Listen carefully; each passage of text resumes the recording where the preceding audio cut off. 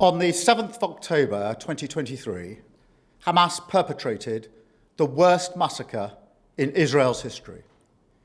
Every day since then, the horror has continued. The hostages are still being held today. The Palestinian people have endured terrible suffering. Now, in Gaza, because of a catastrophic failure of aid, we see starving babies, children too weak to stand, images that will stay with us for a lifetime. The suffering must end.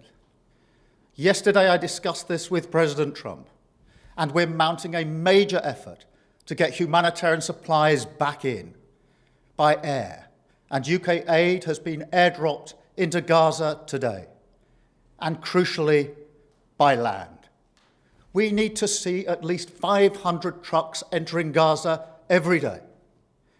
But ultimately, the only way to bring this humanitarian crisis to an end is through a long-term settlement. So we are supporting the US, Egyptian and Qatari efforts to secure a vital ceasefire. That ceasefire must be sustainable, and it must lead to a wider peace plan, which we're developing with our international partners. This plan will deliver security and proper governance in Gaza and pave the way for negotiations on a two-state solution. Our goal remains a safe and secure Israel alongside a viable and sovereign Palestinian state. But right now, that goal is under pressure like never before. I've always said that we will recognize a Palestinian state as a contribution to a proper peace process at the moment of maximum impact for the two-state solution.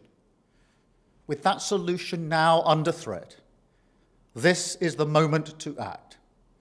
So today, as part of this process towards peace, I can confirm the UK will recognise the State of Palestine by the United Nations General Assembly in September, unless the Israeli government takes substantive steps to end the appalling situation in Gaza, agree to a ceasefire, and commit to a long-term sustainable peace, reviving the prospect of a two-state solution.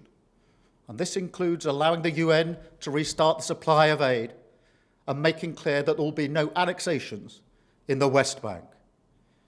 Meanwhile, our message to the terrorists of Hamas is unchanged and unequivocal. They must immediately release all of the hostages, sign up to a ceasefire, disarm, and accept that they will play no part in the government of Gaza. And we'll make an assessment in September on how far the parties have met these steps, but no one should have a veto over our decision. So this is the way forward. We will keep working with all our international partners to end the suffering, get aid flooding into Gaza, and deliver a more stable future for the Middle East. Because I know that is what the British people desperately want to see. Thank you.